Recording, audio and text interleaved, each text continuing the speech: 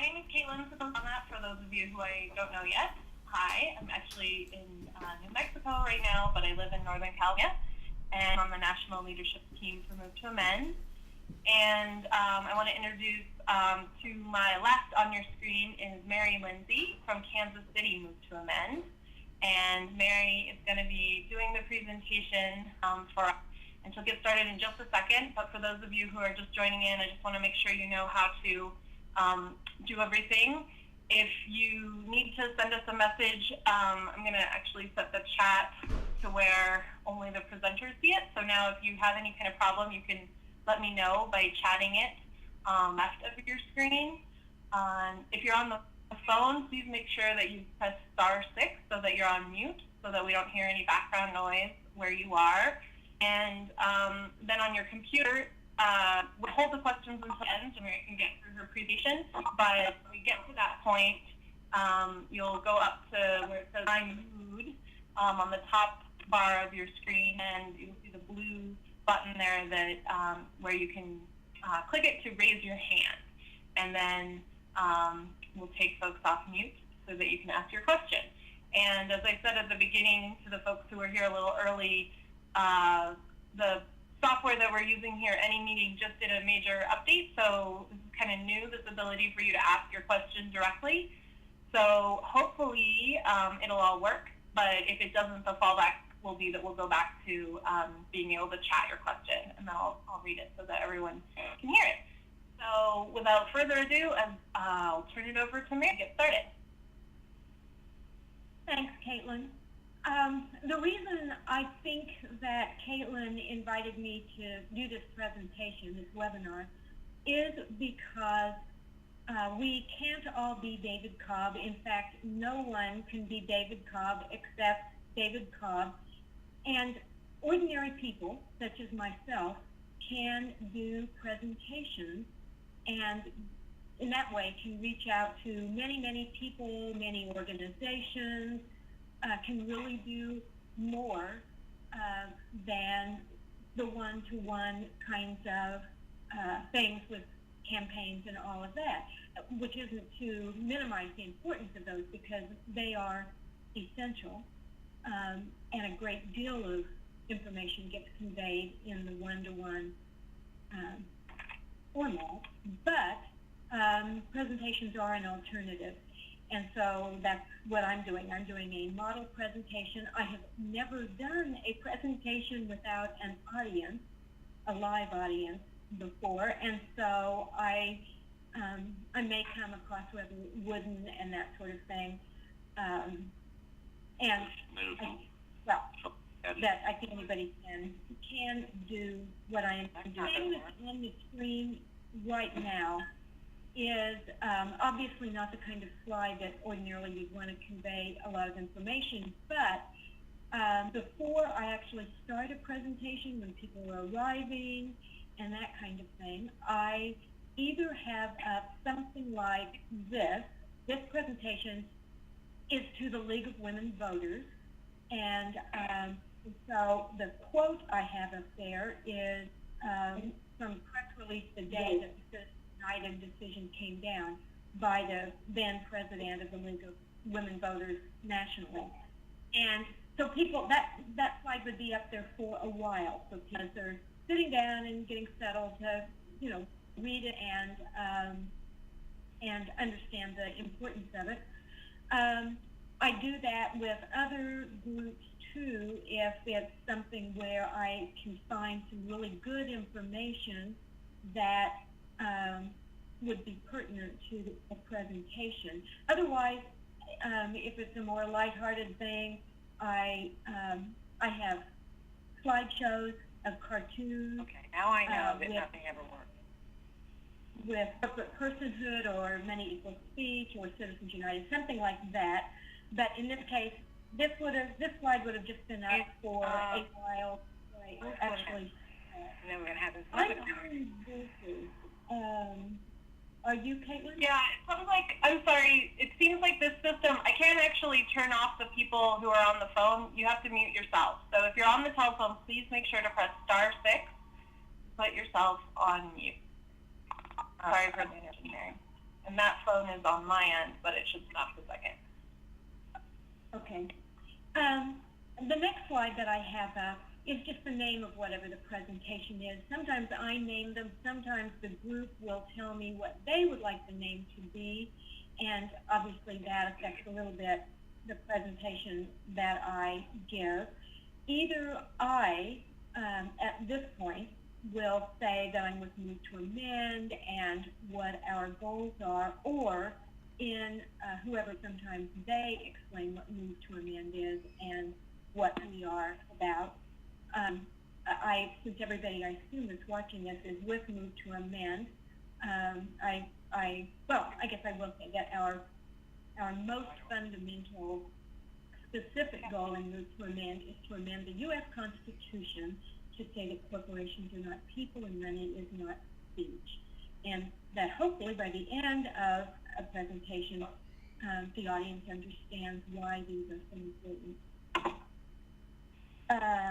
Oh my goodness, I didn't realize, I'm used to doing this where one at a time I control them coming into vision, Caitlin. But obviously that doesn't work with just, any meeting system. But ordinarily, it would start out just the U.S. Constitution up top, and I would talk about the U.S. Constitution, lays out the structure, duties, and responsibilities of the government and the Bill of Rights, lays out the rights of people, and then we the people would pop up, and I would say we are a democratic republic, and a democracy is ruled by the people, and so we really do have that power. Then the government word would pop up, and I would say that there's we the people and there is the government, and that powers that the government have are given to them by we the people.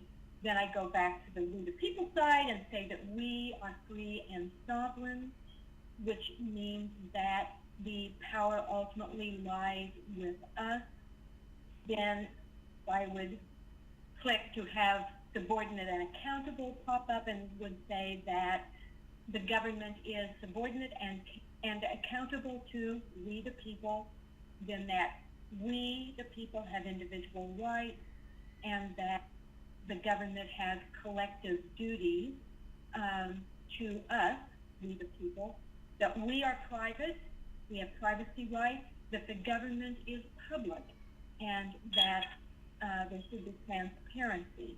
And then at the very bottom, the word corporations is there because clearly corporations at the outset of the country were not we the people.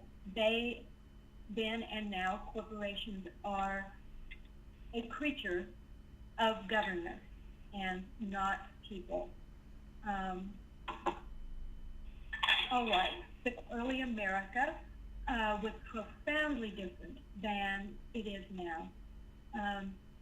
The founders of the country didn't just rebel against the crown, the British crown, but also against the massive corporations of that day, and specifically the East India Company among them, because the founders could see that corporations had infinitely more influence over the government and the laws and the rules than people did. And so at the beginning of the country, corporations were set up in a very, very different way. First of all, a corporation had to have a public purpose. Money was amassed by people to do this public purpose, perhaps building a bridge, a canal, things that took a lot of money that people could amass to be able to accomplish the public purpose. It was very difficult back then to get a corporation chartered compared to now, certainly. Now, all you do is fill out your forms and pay your fee, and you're pretty much a corporation.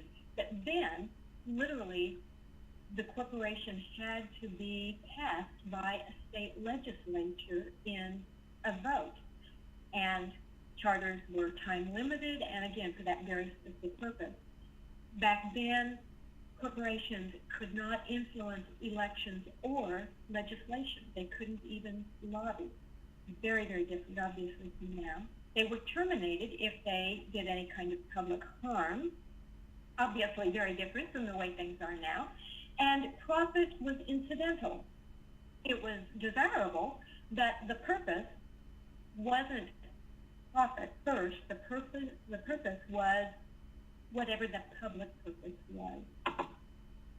Now I'm going to go through the most essential things that happened over the course of time for people to know, to understand how we've had this shift in the corporate form from the beginning of the country to now. The first big thing, I guess, being the biggest big thing to that date was the 14th. That was a very democratic thing. It gave freed slaves constitutional protections, and there's no getting around the fact that it was a good thing. The 13th Amendment freed slaves, the 15th gave them the right to vote, and the 14th gave them constitutional, as you can see, due process and legal protection. But then, a mere 18 years later, corporations were able to get, I guess I'll just call it a toehold, into the Constitution. This Santa Clara County Supreme Court case, one that's identified as when corporations got personhood. But actually, it wasn't argued in that case, and it wasn't even really decided. But this is one that's identified as the case. And once it happened, or sort of happened, and there's a whole backstory that goes on how that happened. But once it did happen, then incrementally corporations picked up more and more power through the Supreme Court. And I will say that in the first basically 30 years after the Santa Clara County case happened, the 14th Amendment cases brought before the Supreme Court, 19 of them dealt with African Americans, and 288 of them dealt with corporations. So as soon as corporations got that little bit of power, they jumped all over it. And so the 14th Amendment really became used for an illegitimate purpose that it wasn't intended for. The next, big others that could be included here, but the next one that really pertains to how we got in this mess today is this one, Dodge v. Ford Motor Company, and it wasn't a U.S. Supreme Court, just a Michigan Supreme Court, but it holds to this day as the case law on the primary purpose of a business corporation to be profit for shareholders. And so in really a pretty short period of time, like 130 years at the most, our country went from the purpose of a corporation being a public good to the purpose of a corporation to be profit for shareholders. And actually, I shouldn't say in 130 years, because really it wasn't until the latter half of the 19th century that it really started changing. Then this Supreme Court decision, this is the one that expanded First Amendment free speech rights, not just actually for corporations, but in politics.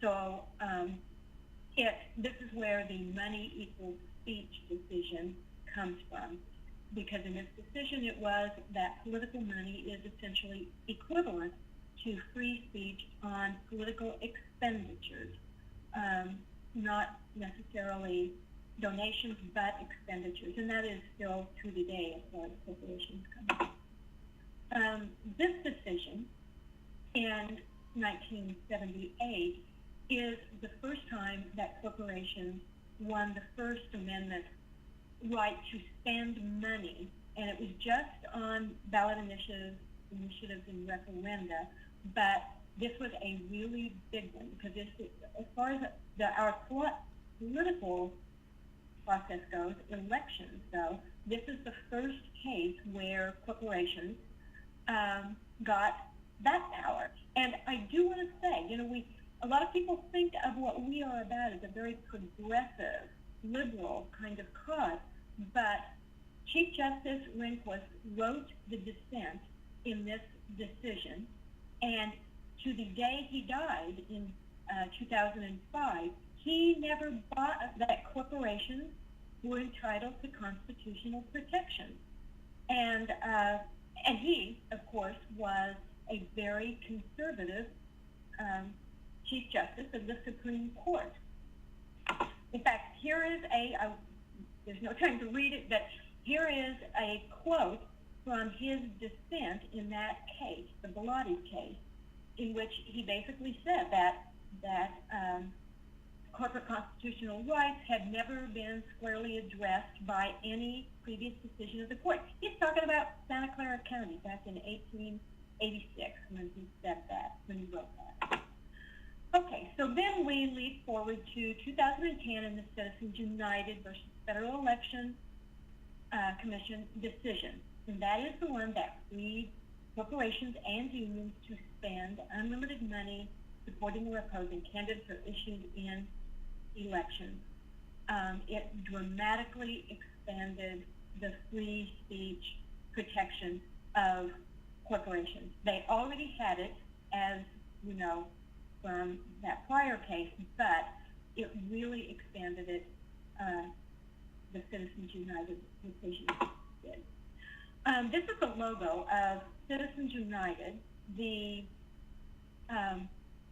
excuse me, the social welfare group that was a 501c4, and that the case was all about. And it started out as a very, very limited case. They were really just disputing the timing of when they were able to advertise and to show Hillary the movie, which was a hatchet job on Hillary Clinton back, when she was running the primary for presidential Democratic nomination. And so when people are talking about Citizens United, this is the entity that took the case to the U.S. Supreme Court, but usually when people are talking about Citizens United, they're really referring to the case itself. This is a quote from the Citizens United majority decision, which was written by Anthony Kennedy, and he said, "The appearance of influence will not cause the electorate to lose faith in our democracy." Now, usually when I have a live audience, people laugh at this moment just because it is so absurd to think that. But the idea of it, both from the original Buckley v. Valeo case in '76, but also now in the case, the idea of it was that when corporations spend money to influence elections, that would not lead to corruption or the appearance of corruption. That it's only if they directly contribute to campaigns, make contributions, that would be corrupting. But that just spending endless money, doing advertising or other kinds of things to influence the election, that would not cause corruption. Which to me on its face is absurd, because candidates know when they are being supported or opposed by big money entities. Okay, well, the Citizens United decision is based on two past Supreme Court decisions. One of them, as you know, is that a corporation is a person entitled to constitutional protections, and the other is that money is equal to free speech. Now, on the issue of money equals speech, if money equals speech, the first question that begs is what does no money equal? And with the kind of profound transfer of wealth upward to the rich in our country, it gives greater and greater speech to huge corporations and the super rich than it does to ordinary people. And that is profoundly small d democratic. Putting it in perspective, of the 100 largest economies on earth, 47 of them are countries, and 53 of them are corporations. There are indescribably wealthy corporations in the world, and probably about half of them are American corporations, or at least transnational, partly American corporations. For them to really throw a huge amount of money into elections is a great investment. Usually, although apparently this last election it didn't pan out quite as well as expected for them, but ultimately I assume that it would. Then also, of the 400 richest Americans, they own more wealth than the poorest 150 million Americans. This, again, is a change. In the last 30 years, and especially in the last 15 years, there has been, again, this profound shift of wealth upward to the super rich. Okay, on to it. Yes, we know that Citizens United is based on that, and that directly affects elections. But that is not all that corporate personhood affects and is about. Back in the 90s, Massachusetts passed a law that prohibited the advertising of cigarettes within 1,000 feet of schools and playgrounds. They wanted to get Joe Camel away from their kids. And that was, in my mind, a pretty smart and noble thing to do. But the cigarette corporations sued, claiming First Amendment free speech rights, saying that they could do those, put their advertisements where they wanted to because they had free speech. And that law was thrown out because the corporate constitutional free speech protections trumped the rights of the citizens of Massachusetts. Their democratically elected legislature and governors could not have their way because of corporate constitutional rights. And that was back in the 90s. Also back in the 90s, the citizens of Vermont worked really hard to try to have bovine growth hormone banned because basically all of the Western industrialized world already had. All of the countries of the EU had banned it, and Australia and Canada and many countries had banned bovine growth hormone. But they couldn't do it. They simply couldn't do it because, I guess this is political commentary, but because I think Monsanto had too much political power over the EPA and the executive branch at that point. So they couldn't ban it. So what they did, they fought for and won labeling laws so that any product that had been made with milk from a cow that had been given bovine growth hormone would be labeled so that consumers would have that information and could make a decision about whether or not they wanted to buy products that had bovine growth hormone in them. Well, it seemed like a really great idea, good solution, but what ended up happening was that they were sued. That law was challenged, is really how I should put it. That law was challenged, again, based the free speech right, in this case, of corporations to not speak, that the corporations didn't have to label because they chose not to label. And so that's what happened. That law, too, was overturned because the corporation's free speech right not to speak trumped the citizens of Vermont, again, democratically enacted law signed by their governor to be able to have that information. So my point in this, just to say that while Citizens United is the latest and worst thing that the Supreme Court has wrought, really, through giving corporations constitutional protection, it's far from the only. These other laws, and they're just among the many, that were thrown out because corporations illegitimately have constitutional protection.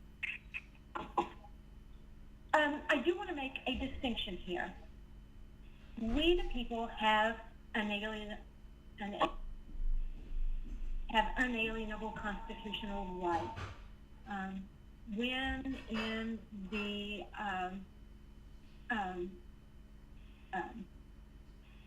Declaration of Independence, the words about granted by our Creator with unalienable rights, that was not talking about corporations. Corporations were not created by any kind of God.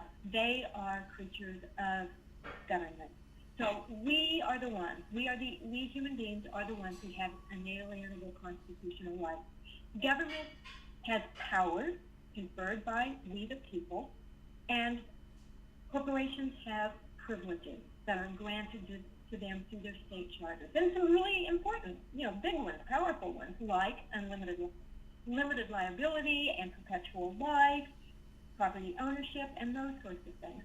But to glom them all together, to make it as if the rights, the constitutional rights of human beings are the same as the privileges of corporations, is absurd on its face. And that is a reason that Move to Amend has taken the powerful, comprehensive position that they have, that we have.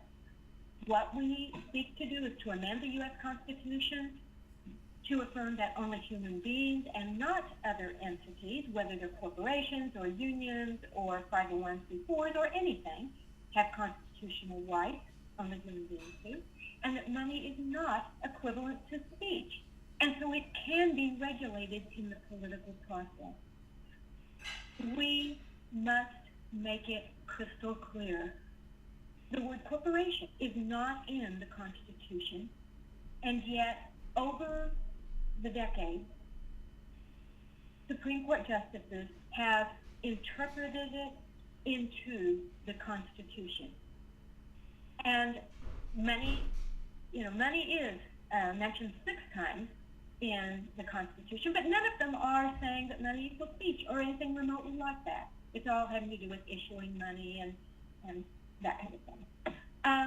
And so we must make it very indisputably clear so that the Supreme Court and courts at any level are not able to misconstrue the meaning that the founders of our country would have wanted and that we, the citizens of the United States, demand. But why an amendment? A lot of times when I talk to people, they say, why an amendment? That's impossible. It's just too high of a mountain to climb. We need to do it through legislation. Well, boy, I'd love it if it were that easy, but it's not because of another U.S. Supreme Court decision. This was way back close to the beginning of the country in Marbury v. Madison, in which the U.S. Supreme Court ruled itself to be supreme, essentially, among the 3 branches of government and established judicial review. So consequently, if our legislature, if our Congress actually passed serious regulations, and now I'm just talking about in terms of campaign finance, if they passed legislation, it would simply be thrown out as the McCain-Feingold Act was. And so legislation can't be a solution as long as the Supreme Court is free to make wild interpretations of what the meaning of the Constitution really is.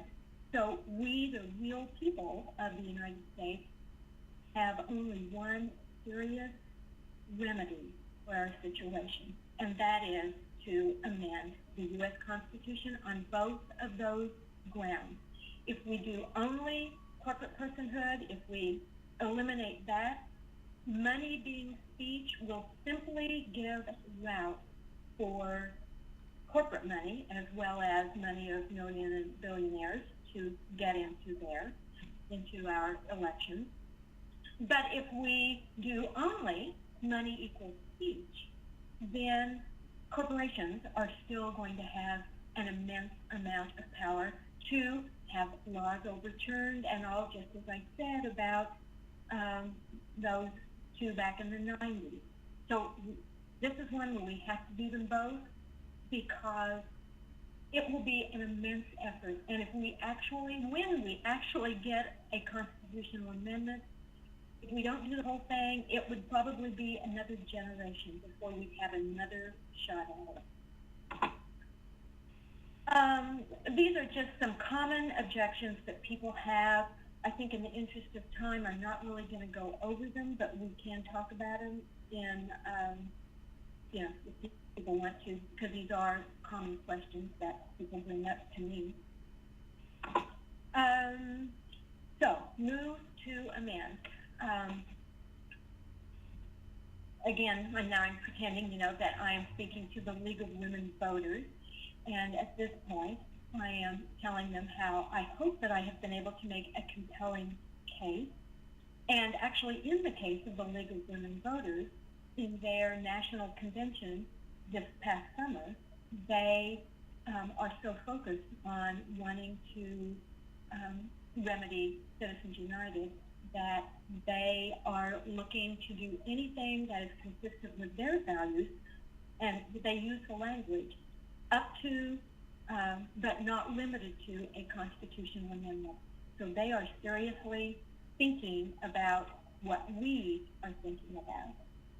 And actually, if I were doing this in a live presentation, these would pop up one at a time. So I would first say, I'd tell them where somebody is tabling over here, take 2 brochures or more, one for yourself and one for your friends.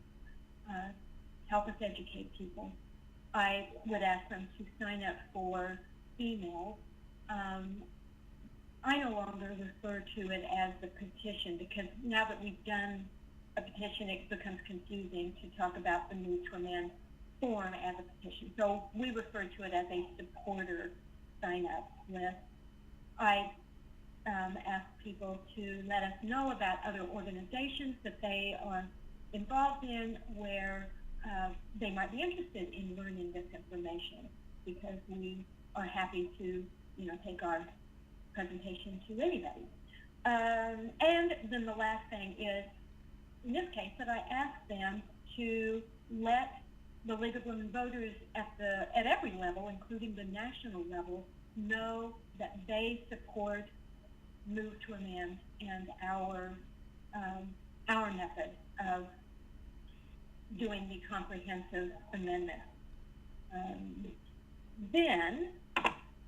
Now, Caitlin asked me to give some examples of ways in which presentations can be adapted, and so I will say that I virtually always give some of the background, because if people don't understand how profoundly different the corporation was in early America compared to how it is now, then, a lot of people, including myself, 10 years ago, I had learned any of this, and so I was clueless about that corporations hadn't always just been the way they have been in my lifetime. So when I am speaking at churches or any kind of organizations that have a strong social and or economic justice bent, one of the things I often do is show them slides about how uneven prosperity has been in the United States. This one goes back to 2000, and I have some that are much longer back than that. This one goes back to 79, showing average household income. This is distribution as well. Obviously, I'm not going to take time but people can have these slides, and there's lots of this kind of information.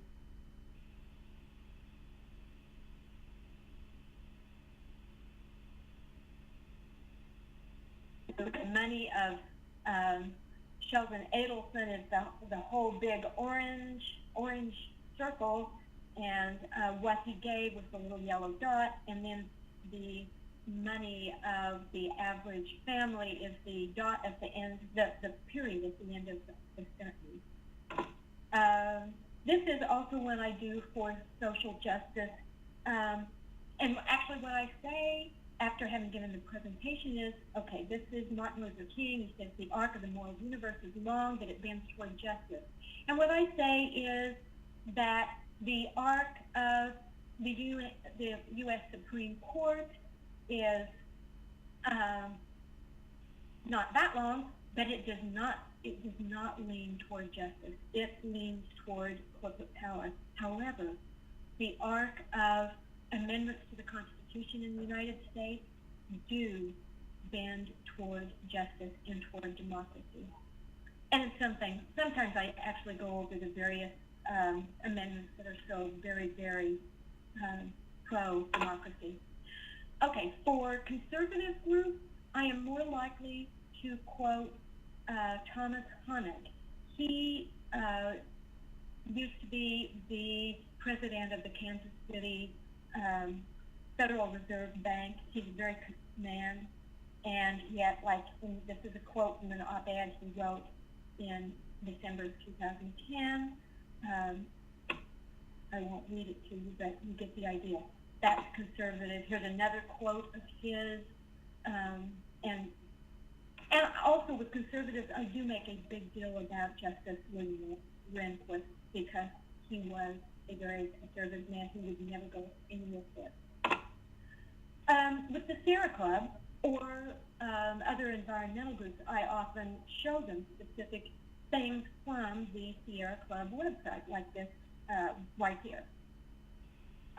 Back in 2000, the Sierra Club started getting serious about, here's a quote from them about how they used to focus on effects of corporate power, and now they are striving to challenge the institutions and rules that give corporations the power they have. I also include this, which is one of the other Supreme Court decisions. I would show an environmental group because search and seizure protection is one of them that has made environmental regulation very difficult. This also is environmental. And that is it as far as so now Caitlin, it's on you.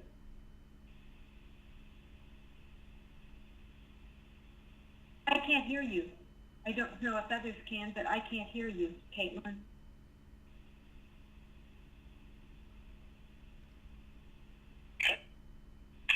How about now? Okay. I'm not sure why that wasn't working before, but that's okay. So there have been a number of questions about this presentation being available and if folks can get the slides. So we always post all of the recordings from our webinars and the slides from our webinars on movetoamend.org/webinars. So you can find that there. Mary, do you have any more detailed notes that you use or can make available for folks? Obviously, at this point, it's in your head, but for folks who are just getting started? What I have done a little bit of, but I can do more, you know how on a PowerPoint presentation, when you're creating it, down there at the bottom, you can write notes. You know what I'm talking about? And I have put in some notes, and I would be happy to add more notes. I don't obviously need them because I created all the slides and I know exactly what, I intended them for, what I say with any particular slide. But I'm happy to do that, although it's clear to me that there are many, many ways that people can do presentations. I use PowerPoint usually. Sometimes I can't because there's not a provision for it to be in some locations, like at Occupy. I like PowerPoint because it makes me calm. I don't have to worry that I'm going to forget what I'm talking about or where I am or something, and so PowerPoint just kind of holds my hand as I'm doing a presentation. Those slides, normally they're posted as a PDF, but we can also post them in the PowerPoint version so that folks can adjust them if you want to make the presentation your own or tailor it for your audience. So let's try this Q&A thing and see if we can make it work. I'm a little bit nervous, but we have about 15, 20 minutes left, so there is definitely some time for some questions. So you can ask questions about the substance of what Mary presented, or questions about how she presented and how things that you might want to know for thinking about presenting yourself. So again, if you go to the My Mood and click the raise hand, then we can see that you have a question. And then I'm going to put this in. They may unmute themselves by pressing *6. But if you're on the telephone, please don't press *6 to unmute yourself until I call on you. So maybe we'll take some questions from the computer first, and then it seems like there are some people on the phone that I can't see, and so I'll make sure to get those phone questions as well before we end. So the first question is from Michael Raymond. Hey. It's working? There we go. Yes, wonderful. Just a very simple question. I don't remember you having said how long is this presentation? How long does it normally take you? Well, actually, I've done it in a lot of versions where, as short as 10 or 15 minutes, obviously a lot shorter, but as long as 45 minutes. If they, have allowed like an hour and a half or something, so there's always plenty of time for questions. So I just, when I find out that the particular, what a group was, then I just pull out the slides that I'm going to use for that one and either expand it or reduce it depending on how long I have, and of course who that audience is, to have it be something that will speak more to them. Sure thing. I was just wondering about specifically what you gave us today. I don't remember what time we started, but it was probably about 35, 40 minutes. Yeah. Is that? Yeah, it was between 30 and 35 minutes. She started off maybe a little differently than she might have, so it took a little extra time, so I'd say it was about 30 minutes. Have you ever used the 9-minute film story of Citizens United? Yes. We find that it's very helpful to put in sort of in the middle of a presentation. Actually, I have used that. In fact, when it first came out, almost 2 years ago, I think, it was March 1st, I used it several times, and I always started with it, because then, as soon as it was over, I would say how much I love it, but that video only talks about First Amendment free speech rights, doesn't talk about any other kind of illegitimate constitutional protections that corporations have, and they do have others. And And also, there's no mention of money equals speech in that one. And so for move to amend purposes, I need to then insert that in there. But otherwise, Thank yeah, you. very, very. Thank you. Great. Thanks, Mike. Okay, the next question is from Margaret Coster. Hi, Margaret. Let me see if she's not, you're not off. There you go. Now, Margaret, is this working? Yes. Yeah. Okay, you can hear me now? Yeah. So you rushed through the slides. Okay. So you skipped over for time the question that comes up sometimes about nonprofit organizations losing their free speech rights. And lately people have been talking about this case, Button versus NAACP or something like that.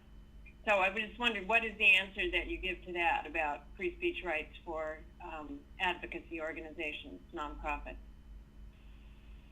What I say about that, depending on how it's asked, but, you know, it wasn't until in 76 that, 78 actually, I believe, was when Valeo happened.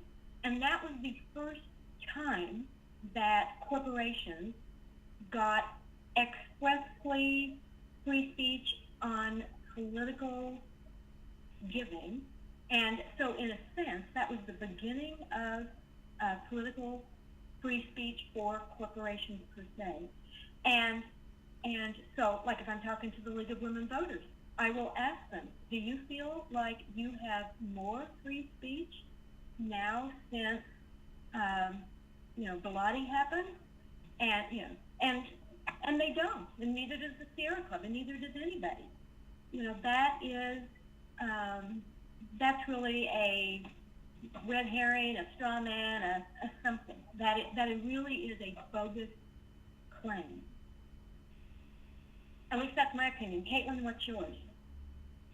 No, I would say that's right. I think also it's more complicated, but if your audience really wants to push it, kind of exploring a little bit the reality that, we in the First Amendment, we have a right to assemble, and so we don't think that that right to speak collectively or, as organizations really goes away if corporations do not have constitutional rights. And just infusing the corporation with the rights is what the problem is, and and we don't think that that's going to limit individuals' ability to, speak or put forward our agenda at all. And in fact, there's, 125-year history of that not being a problem at all. And so I would agree with Mary that it's a red herring, and that we can certainly figure out through legislation how to make the kind of speech that we want without just having the solution be to give it to corporations. Yeah. So, is that good? Yeah, so far. Okay, cool. So I'm still figuring this out. So it looks like the next question is from Jane. And are you there, Jane? Jane DeYoung? I know it takes a second for you to approve your mic, John. Are you there, Jane? My computer says that you're not on mute anymore, but we can't hear you talking. So what you would want to do is make sure up at the top screen it doesn't say mic on mute or anything like that. Well, I'm going to go to the next question, and maybe, Jane, you can approve turning on your mic, and it might be that your mic doesn't work with your computer or something like that on your end. But I'm going to go to Dan Eckham, just to keep us moving along. Are you there, Dan, from Austin? Hello? Hi, can you hear me? Yeah, very faintly, so speak up. Okay, I just had a comment regarding the previous question about giving, nonprofits rights while for-profit corporations don't have First Amendment rights. I think one place we can look for a good answer to that is that Rehnquist dissent in Valeo, First National Bank of Boston versus Valeo, where he does kind of speak to that question, I think, and talks about how, if you're going to have a newspaper corporation, obviously it needs to have freedom of to be effective in its mission. And for-profit corporations need to be able to represent themselves as artificial persons, entities, or doing to protect their property interests and so on. While NAACP groups and advocacy groups need to have First Amendment free speech rights. But this doesn't mean that for-profit corporations need to have free speech rights. It's not part of their mission. So I think that's an interesting take on the question. I couldn't actually make out everything because it was so faint. Interested in. I heard most of it. I think, Dan, from Move to Amend's perspective, we would add on to that, though, and say that we don't think that nonprofit corporations need free speech or other constitutional rights as rights. However, or as constitutional rights, maybe would be the better way to say it. However, after the amendment passes, as every time an amendment passes, the law will need to adjust to incorporate this new kind of foundational law. And so it may be that we decide that there are certain privileges around speech, say, that some entities might have and others might not, based on what function they serve in society. But the reason why we don't think that there should be an exception for nonprofits or unions to our amendment is because that would create an enormous loophole that could be exploited. For example, Citizens United actually is a nonprofit corporation. And so we wouldn't even be overturning Citizens United if we made that exception. And then even, that's probably the fundamental reason, but then strategically speaking, conservatives are not going to get behind limiting the so-called rights of for-profit corporations, but making exemptions or loopholes for nonprofits or unions. And it's just not really consistent on its face. Our thinking is that no artificial entity should have constitutional rights. There may be rights or privileges that are spelled out legislatively, but then those are accountable to the democratic process and are different than constitutional rights, which are really, only human beings should have. Thanks. That makes a lot of sense. Yeah. Great. Yeah. Thanks for your comment and your. So let's try going back to Jane. I don't want to skip you if we don't have to. Jane, are you there? Well, unfortunately, we can't hear you. So if you want to chat, question on the bottom left of your screen, I will get it, and I'd be happy to pipe in and read it for folks. Can you hear me? Can you hear me now? Yeah, yes. Hi. Yeah. I had to configure my microphone, and I just got back to you. My question for Mary is, for both of you really, is how do you get started in giving talks like this?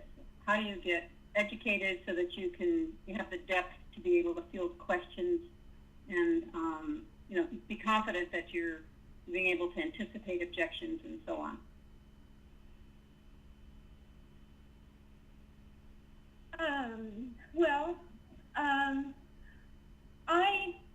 I got interested in this almost 10 years ago, and so long before Move to Amend, I was involved with Reclaim Democracy, and I've read the books of Tom Hartman, and more recently of Jeff Clement and David Corton, and so a part of it was just that I was following corporate personhood and money equals speech along for quite a while. So then when Move to Amend happened, it was relatively easy to, get up to speed. Although, I don't pretend I know everything, because I'm sure I don't. Also add in, Mary mentioned several books, so if if you go to the Move to Amend website and look at the recommended reading section, or the whole Learn More section, there's articles that are recommended reading, and then there's a list of films and books that we suggest. So doing some research and background can be helpful. And then also, depending on how you learn, watching a couple of these presentations, so watching this over again. There are a couple other examples of videos that Mary mentioned. David Cobb, our lead spokesperson, has done that are on YouTube and also in the video section of our site. So going over some of those, if you're more of an auditory learner, that can be a really helpful way to kind of just get used to it. And then the other thing is, it's totally reasonable if say you get asked to do a presentation, or you put yourself out there and somebody invites you, and then someone asks a question that you don't know the answer to. It's very reasonable to say, I don't know the answer to that question. I just got involved with this X number of months ago or years ago. I'm just somebody who's really passionate about this, and I know that this is wrong, but I don't know everything. And so I will find out the answer and get back to you, and then you can ask us, and we're happy to help you in that way. But certainly you don't have to be an expert or a lawyer to be able to talk about this issue. Right. Thank you. And I'm not a lawyer. Right. Neither one of us are lawyers. That's right. So, yeah, I know that it can be a little bit daunting. Also, doing it with another person can be helpful. And then the last thing, too, is there is a resource on our website. The fastest way to find it is if you just go to the search function up at the top right and type in timeline. There is a timeline of all the rights, of all the cases that expanded the rights of corporations, and then it also goes through the amendments that expanded the rights for people, and also gives some contextual, historical things that happened politically. And you can order from us that timeline in a big 3 foot by 36 feet version, or you can just download the file and take it to a local copy shop and print it, or you can just work off of the notes. But that visual can actually be a very helpful tool. If you can't do PowerPoint or you don't want to do PowerPoint, it has all the notes on there, and you can just kind of walk through the story of how corporations got their rights and what each of the cases did, and there's just a quick paragraph on the timeline that explains it, and that can be really helpful. And when you walk in with that, people are really like, wow, this is so interesting, and then you look like you really know your stuff no matter what. In Great, fact, thank you. The very first presentation I gave was called Frankenstein's Monster in America, and I completely used the timeline in doing it. And I didn't even talk about money equals speech. I was just talking about, corporate personhood and how it happens, because it is an outrageous story, and there are other things on the timeline that are just so annoying, like, for example, when women tried to, way back in, I think it was like the 1870s, I don't know, 73 or something, 1873, when they tried to get the right to vote after, the 14th and 15th amendments had happened, and they couldn't get it because it was just for blacks. I don't know what they called them back then, but and so women couldn't get it, but then corporations just a few years later did. How crazy! Right. So I see a question from Mike. How do you get other people involved? Everyone I speak to agrees, but they don't want to be active. So just to back up for folks who don't know, Move to Amend strategy is really to focus on the grassroots and local level.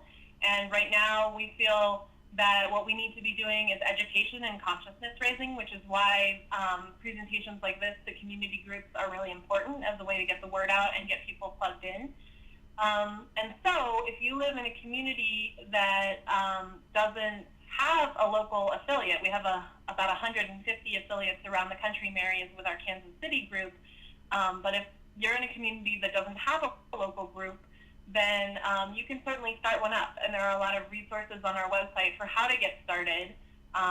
We suggest just holding an introductory meeting that could be in your living room or in the library meeting room of your community, and we can help you get the word out to the other petition signers of the Move to Amend petition in your area. So we can send an email, and you can also post that event on our website, and hopefully that would help bring in some folks that maybe you don't know but who are already interested in this issue. And then also we recommend, doing the usual, putting up posters, putting announcements in the newspaper, and we have examples of all of that stuff. If you go to the Move to Amend Take Action Toolkit, which is linkable from the front page of the website, then it tells you how to get started. And if you have any questions about any of that, let us know. But then after you form a critical mass of maybe it's just 4 to 6 to 8 to 10 folks, then you can affiliate with Move to Amend and become linked in with our process. We have monthly meetings and a listserv internally, and a lot of resources that we provide for affiliates, and the opportunity to affiliates and get input and expertise from folks who are further down the path than your new group. So please do check that all out if you're interested in getting involved. And if you don't know if there's an affiliate group in your community yet, you can click on the map, or on the link that says Find Move to Amend near you, and see a map of all the affiliate groups and see where the closest one is to you. And even if it's not your town, you might want to just touch base with them and see if maybe they could send a speaker like Mary to your community to maybe be at that first meeting, or even be on a conference call with you at that meeting, or just to offer you suggestions and advice, and for you to let them know that you're out there and you will get plugged in their state. Let's see. I want to see if there are folks. Go ahead, Mary. You, in your description of today's webinar, mentioned something else that we're doing in Kansas City, and that is that in our core group meetings, we have started each time spending several minutes going around the room with each person giving their, what we call a 16-second elevator speech, and everybody's is uniquely theirs, but we're all developing them. And the more we do it, even with among ourselves, the more comfortable people become with it, and then having more of like if somebody on your 16-second elevator speech, to then have like a minute to do, and where you can develop it a little bit more.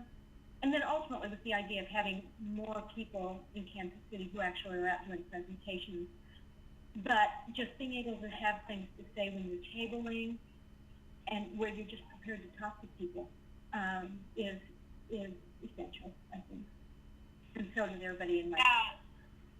No, good point. And I know our Los Angeles group, the woman who created them doesn't use a computer, and so we have to type them up, and that's on our list to do. But in Los Angeles, as part of the preparation for their resolution that they passed through the city council there, everybody in the group did something similar to what you're describing, Mary, but with the 2 minutes that they would have before their council, and they would practice them together. And so what we have that needs to be typed up, and I expect we'll get to that pretty soon, is just a couple examples of like, well, if you've got 30 seconds, this is what you might say. If you've got 2 minutes, this is what you might say. And then they're actually continuing to do some opportunities for folks to come and practice. And so for those of you who are already part of affiliates, that's a good idea to incorporate into your meeting, and make sure that anybody new feels confident enough to at least, give, like she said, their 15-second spiel about why they care about this.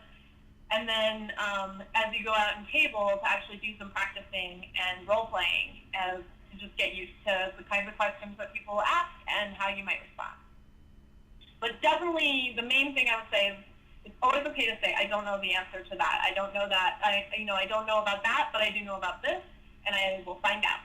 And we're happy to be available to help with that. So it looks like there's one more computer question, and then I just want to make sure that nobody on the phone has a question as well. So Chuck, and then we'll hear in just a little bit. Are you there, Chuck? Yes, I am. Can you hear me? Hi. Yeah. Okay. I think one of the things that a lot of people, like the one was afraid of going out to speak, she might not know anything. The one thing you have to realize is all of us are we the people. And people respond to that very well. So if you speak to somebody, you're speaking to yourself. You're saying exactly what they're thinking, but you say it in your terms. You may not know all the facts, but you know what's affecting those people because it's affecting you. The people will follow. All you got to do is lead them a little bit. I think what you people are doing is just terrific. Great, yeah, and thanks for that. It's certainly true that whether you're going out to do a presentation or tabling, this issue does really resonate across the board with almost everyone, and it is something that people appreciate that folks are working on. And so chances are that that appreciation is going to come through, and if you don't know the answer to everything, nobody's going to really hold you, no one's going to dismiss you because of that. So if you're on the telephone, and again, apologies that this system's kind of new to me, but and you press *6, you should be able to take yourself off mute. If everybody does it at the same time, we'll have an issue, but I just want to make sure if you're on the phone and don't have the ability to use your computer mic and you have a question, if you want to press *6 now, we should be able to hear you, and you should be able to ask your question. There's only a few folks on the phone, just in case. And while we're waiting on that, if there's anybody else on the computer who wants to raise your hand, again, go up to My Mood and click Raise Hand. We'll take a last round for a stack. Is there somebody on the phone who had a question? I hear a little feedback, like there might be someone there, but well, it looks like we have one more computer question, so let's try that.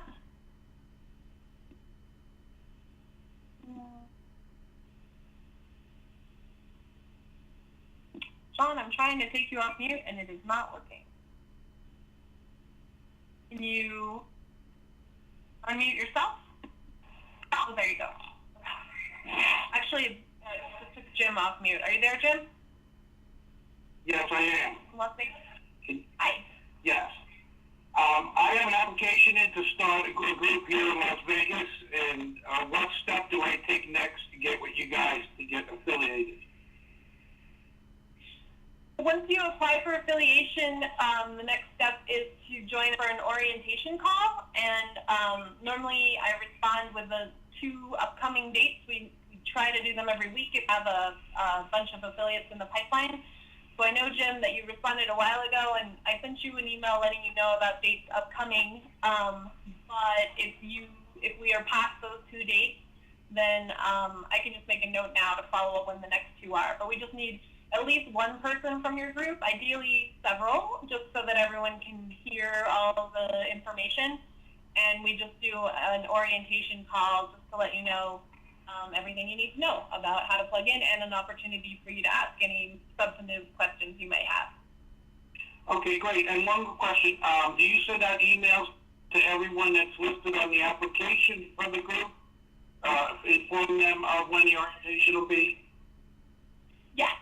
Yeah, that's what I did. Yeah, and I will look back at yours and resend that stuff to you again. Okay. Okay, great. Thank you. Okay, so let's try here now with John again. See if we can get him. Says John that you're muted because you did not allow flash permissions. So it looks like it's on your end. You want to unmute yourself, you're going to have to follow the directions on your screen. And I know that for sometimes when folks have older computers, sometimes everything doesn't work. So if you want to quickly type your question, you can do that on the chat, and we'll try to catch it. Let me see. It looks like there's a couple folks here. Oh, it looks like John. Give me 1 second, Mary. I just want to make sure not to miss any questions. There. So Karen asked how many are coming to the convergence in Gainesville in December. I think there are about 60 people registered right now, Karen, but I'm not positive how many we'll end up with in the end. There have been between 50 to 100 at our other convergences. John, I know. Okay, let's see here. Maybe this is it.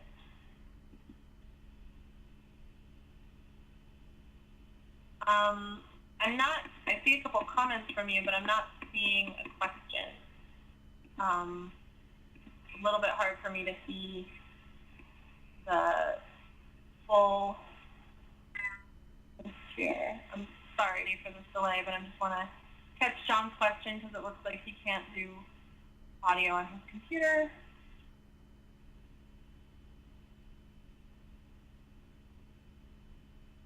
So I can update your location. I'm not sure if that's what you're asking. That's fine. I will make a note of that. And yes, as I said, we'll send a copy of the we'll upload a copy of the PowerPoint file to the page on our site where we list, or where we'll have the minutes from this, the recording from this, and the slides will be right there, like we normally do. So, guessing that is your question. If you have another one, I don't see it here. So the link to the recording will be sent to everybody who's registered for this webinar. So you'll all get a link to where to go on our site for the recording and the slides. And that'll be either later tonight or tomorrow morning. It normally takes a couple hours for the audio to render and the recording to be available. So, okay, well, we're right at 6:15, and it looks like that's all the questions. So thanks very much, Mary, for sharing your PowerPoint with us and your presentation and everything you're doing. And thank you, everybody, for